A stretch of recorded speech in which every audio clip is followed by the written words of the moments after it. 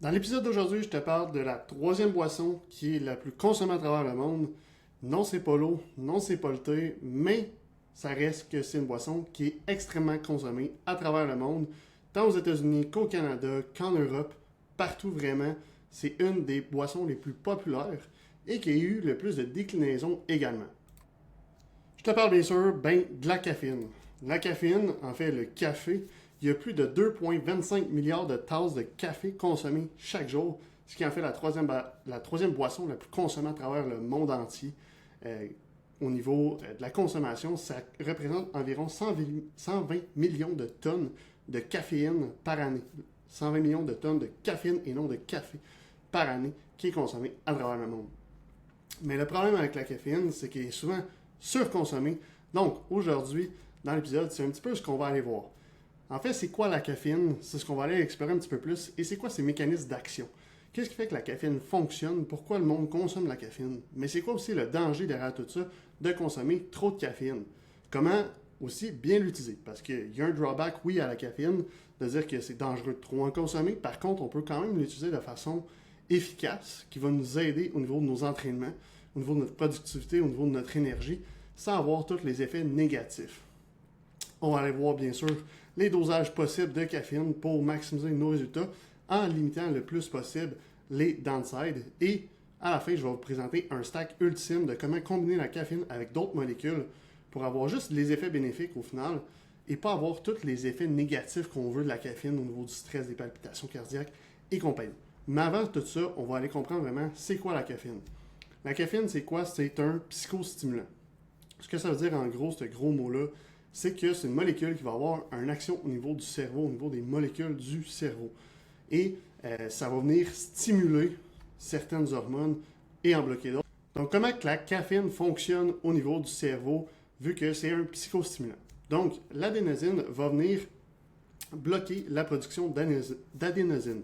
L'adénosine est une molécule qui va venir se lier à des récepteurs pour diminuer l'activité cérébrale. Donc, au fur et à mesure que la journée avance, qu'on effectue des tâches, qu'on prend des décisions, notre cerveau va augmenter sa production d'adénosine, ce qui fait qu'on est plus fatigué le soir. Mais là, la caféine, ce qu'elle fait, elle vient agir comme bloqueur au niveau de l'adénosine. Donc, on sécrète moins d'adénosine. Donc, on a moins ce sentiment de fatigue, d'être brûlé mentalement. Mais en plus de ça, de l'autre côté, la caféine va venir stimuler la production de dopamine. Légèrement, mais va quand même venir la stimuler. Donc, c'est pour ça qu'on va avoir un élan comme de motivation, d'énergie, de bien-être quand on consomme, que ce soit un café, que ce soit un pré-workout ou quoi que ce soit. Parce que la caféine, on la retrouve partout maintenant. Il y a même, je pense, Perrier qui ont sorti de l'eau pétillante caféinée, ce qui est complètement ridicule. Mais bref, ça, c'est un autre sujet. Donc, c'est de faire vraiment attention à ça. Il va venir stimuler des hormones comme l'adrénaline. Donc, au niveau des palpitations cardiaques, au niveau le sentiment d'éveil, c'est là que ça va venir avoir un effet. La seule chose qu'il faut faire attention, c'est que ça ne veut pas dire qu'on se sent, vu qu'on se sent plus réveillé, qu'on ne doit pas se reposer. Parce que l'adénosine est un phénomène naturel qu'on va faire pour justement se protéger, pour pouvoir aller récupérer, se reposer. Et là, on vient le bloquer de manière artificielle, en parenthèse, avec une molécule pour être capable de travailler plus longtemps, de faire plus de choses, d'augmenter nos performances. Mais par contre, si on n'a pas les capacités de récupération, de pallier à cette augmentation-là, ben là, on vient se nuire sur le long terme.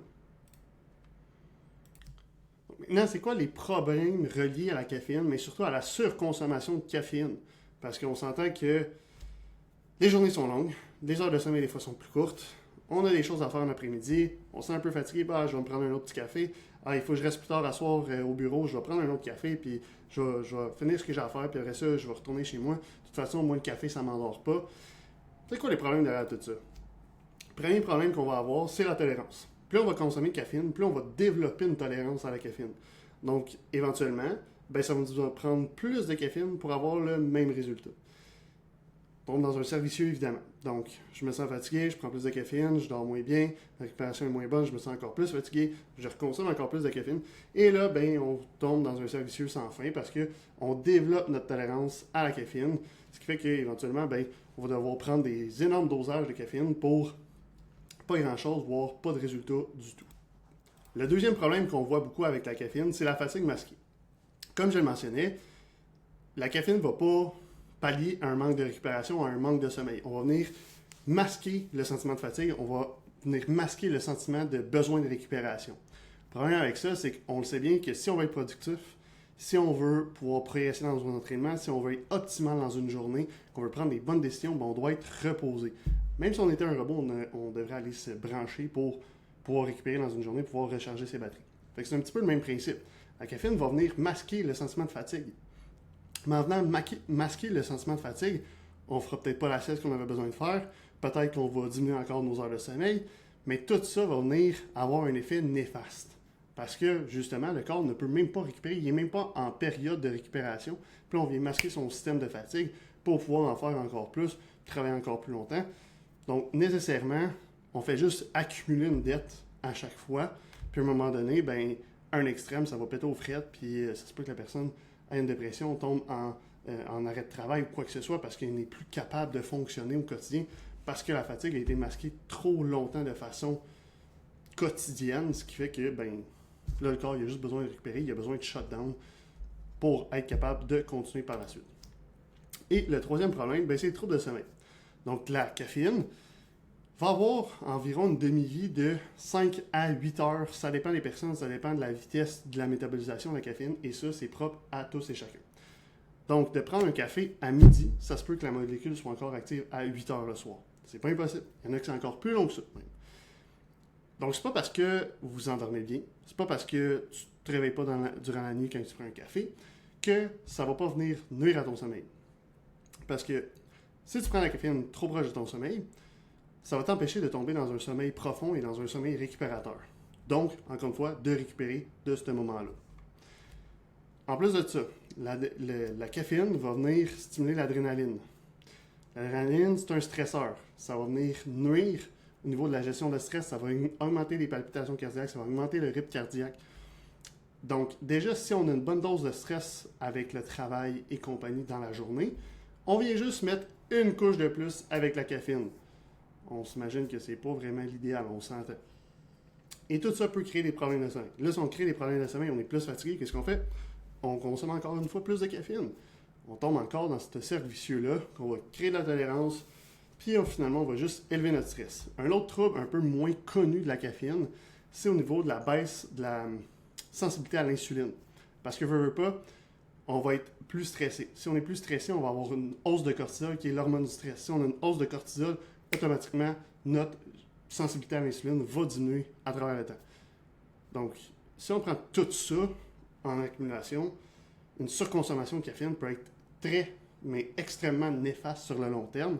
Puis des fois, juste de diminuer la caféine va avoir un effet super positif sur tous les résultats que tu peux obtenir et aussi au niveau de ta journée, au niveau de ta productivité, parce que c'est pas bon de tout le temps surmener ton cerveau. Au contraire, il a besoin de récupération, puis s'il ne récupère pas, ben, malheureusement, tu t'en vas droit dans un mur. Mais là, on a vu tous les effets néfastes. Parfait. Maintenant, comment on peut bien utiliser la caféine dans nos journées pour optimiser nos performances, optimiser nos entraînements, optimiser notre productivité, optimiser notre bien-être, sans tomber dans les effets négatifs. Premièrement, de cycler la caféine. Donc, après un certain temps, de faire un arrêt d'une semaine ou deux, 0 caféine, pour revenir à une tolérance plus normale au niveau de la caféine.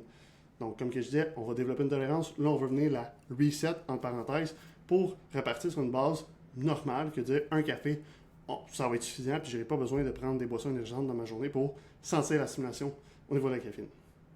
Deuxième point, éviter la caféine en PM. Donc, comme que je disais, la caféine va avoir une demi-vie d'environ 5 à 8 heures. Ça dépend des personnes, ça dépend de la vitesse de métabolisation. Donc, on veut, tant que possible, minimiser cet impact-là. Troisième point, s'assurer d'être bien hydraté. La caféine, c'est un diurétique, donc ça va participer à la déshydratation, ça va favoriser une déplétion. Je ne sais pas si c'est un mot, déplétion. Ça va déplete, ça va diminuer le nombre d'électrolytes dans le corps. Donc, quand on consomme un café, de s'assurer de toujours être bien hydraté avec de l'eau, avec des électrolytes.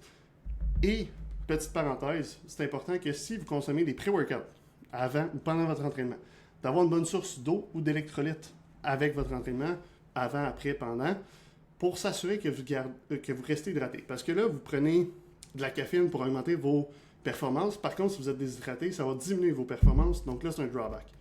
Donc, ce qu'on veut, c'est de rester bien hydraté, même si on consomme la caféine, pour s'assurer de garder un bon niveau de performance dans les entraînements, puis à travers la journée pour être sûr de ne pas être déshydraté. Et quatrième point, maintenir un dosage en dessous des 400 mg de caféine par jour maximum. Un café normal va contenir autour de 90 à 100 mg de caféine. Pré-workout, ça peut aller de 100 à 300, 400 mg de caféine. Boissons énergisantes, Monster sont autour de 140 mg de caféine. Les Reign sont autour de 160 mg de caféine, je crois. Donc, ça s'accumule très, très, très, très rapidement. Il faut faire attention à ça. Sinon, on va dépasser le dosage, puis à un moment donné, c'est la tolérance qui va nous guetter. Et ça va être négatif, encore une fois, pour notre santé, pour notre bien-être sur le long terme. Mais là, mettons, tu me dis, écoute, moi, j'ai une grosse journée, je vais être vraiment productif aujourd'hui, il faut que je down des tâches, puis j'ai plein de dossiers à régler. C'est quoi le stack ultime que tu peux faire sans avoir tout le drawback de la caféine? Première chose, caféine 100 à 180 mg maximum. Ce qu'on veut, c'est d'aller chercher une stimulation au niveau du système nerveux, mais pas de tomber dans un dosage qui est trop haut pour ne pas créer des palpitations, du stress non inutile sur le corps. Ensuite de ça, on va ajouter à ça Lion's Mane, qui est un champignon nootropique qui va aider au niveau de la concentration de la mémoire sur le long terme. 500 à 1000 mg à consommer en même temps que la caféine. Évidemment, ça se trouve en capsule super facilement. Et on va venir ajouter à ça la L-tyrosine, 500 à 1000 mg, encore une fois, pour venir compléter ce stack-là. Donc, la L-tyrosine, pourquoi la L-tyrosine, en fait, je ne l'ai pas dit, ça va venir aider, c'est un précurseur, en fait, de la dopamine. Donc, la caféine va agir très rapidement sur le niveau d'adrénaline, de dopamine. Ça va monter rapidement, mais ça peut cracher très rapidement. Donc, pour éviter ce crash-là de caféine, la tyrosine, elle, c'est un précurseur de dopamine, donc va aider à élever les niveaux de dopamine et éviter le crash de caféine qu'on ne veut pas durant notre journée. Donc, va être très positive aussi à ce niveau-là. Par contre, encore une fois, oui, il n'y a pas énormément de caféine, mais c'est de faire attention de ne pas prendre ce stack-là trop tard en soirée parce qu'encore une fois, on va venir nuire au sommeil avec la L-tyrosine et avec la caféine. C'est super important. Donc, oui, à utiliser, mais à faire attention aussi, pas nécessairement chaque jour. On veut quand même 2 à 3 jours off durant la semaine de ce stack-là pour, encore une fois, pas surstimuler le cerveau puis l'emmener dans une période qui est tout le temps stimulée, qu'on y va tout le temps à fond. C'est juste de faire attention à ça.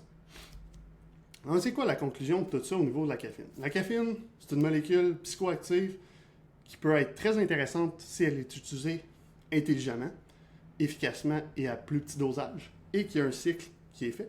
Par contre, elle peut être très, très, très néfaste pour les performances au gym, pour les résultats au gym, pour la productivité en journée, pour tout ton bien-être et ta santé sur le long terme. Consommer trop de caféine, 3 cafés par jour, tu es déjà à 300 mg de caféine. Tu le prends l'après-midi, c'est sûr que ton sommeil est impacté. Donc, il y a un très beau côté à la caféine si elle est consommée de façon logique, de façon intelligente et qu'elle est cyclée. Par contre, il faut faire attention au drawback de la caféine. Et si tu es une personne qui souffre d'anxiété, qui a beaucoup de stresseurs, je te dirais, oublie la caféine. Parce que là, tu vas juste, encore une fois, venir augmenter ces niveaux-là. Et là, tu vas encore nuire à ta progression sur le long terme, à tes résultats sur le long terme. Donc, on l'a vu avec des clients qui étaient plus stressés. J'ai l'exemple de Tony, qui est un chef cuisinier, qui a 2 restaurants plus un traiteur, qui consommait jusqu'à 10 espressos par jour. Ça marchait pas. Son stress il était déjà élevé. Il prenait 10 espressos. Je disais, OK, là, on s'en va nulle part, là. Il n'y a rien qui bougeait au niveau de sa shape. Il perdait pas de gras. Il faisait pas de masse musculaire. Pourquoi? Parce que son niveau de cortisol était tellement élevé dû à la surconsommation de caféine. Les espressos, il y a un peu moins de caféine, by the way. Ça équivalait à peu près à 5 cafés filtres dans ta journée. Je connais beaucoup de monde, moi, qui consomme 5 cafés par jour. Puis, on a juste diminué sa consommation de caféine de moitié. Puis, soudainement, il a recommencé à perdre du gras. Il a continué à prendre la masse. Ses performances au gym ont augmenté. Donc, c'est de faire attention à ce drawback-là de la caféine parce qu'elle peut être très, très intéressante, mais aussi elle peut être très nocive s'il y a un abus de caféine ou si elle est très mal utilisée.